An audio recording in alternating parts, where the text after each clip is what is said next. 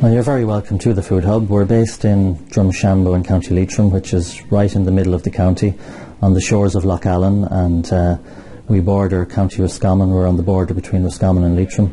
The Food Hub itself is on the site of the old Laird's Jam Factory, which people may remember produced Bo Peep jams and marmalades going back for much of the last century. The Laird's factory closed in 1990. And it was lying idle for quite a few years afterwards. It passed through a number of hands, and in the early 2000s, about 2003, the community had always wanted to do something with it, because it was a huge resource lying idle in the community.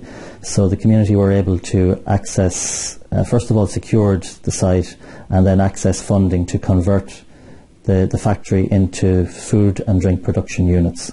Which we did. It took about 3 years to complete the project, and it opened in late 2007. Right. I suppose what's really different, there are food units available throughout the country, but what's probably different about the Food Hub here is it's the scale of it. We took a 32,000 square foot factory and converted it into food grade units, ranging in size from 600 square foot up to 3,500.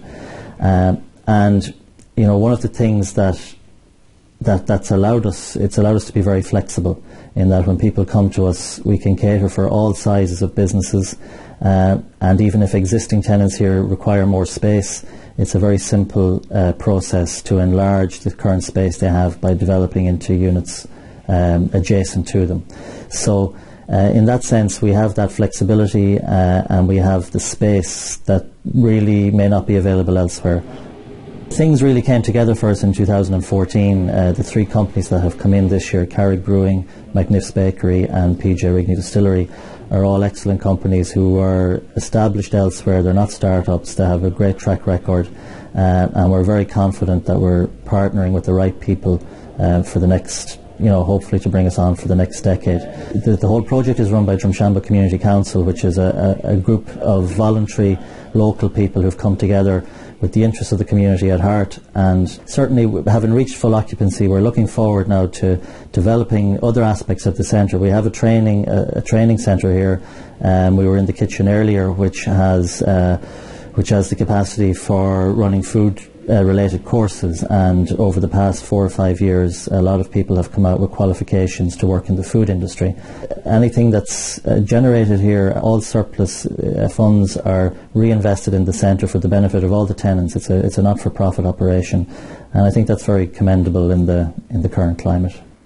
Really, it's recognition. It's like everything else. When people put in the time, effort and commitment that was put in here over 10 or 12 years, it's important that that's recognised. And the reality is that this site that we're in today was derelict 10 years ago, that was offering nothing in the local community, and today there are over 40 people coming to work here, and it's testament to all the hard work that has been put in behind the scenes.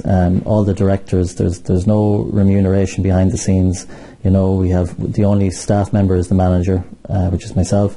Everything else is done on a voluntary basis, and the people involved have put in a huge effort, and it would be very fitting if they were to receive this award, because at the end of the day there was nothing out of it for them. It was only for the good of their community, and they've brought a lot of jobs and enterprise and into an area that really struggles. The reality is we're not going to attract large multinational employers to this part of the country, and we have to get up and do it ourselves, and I think that's what's happened here. So hopefully that will tell when the judges come to sit down and consider their verdict.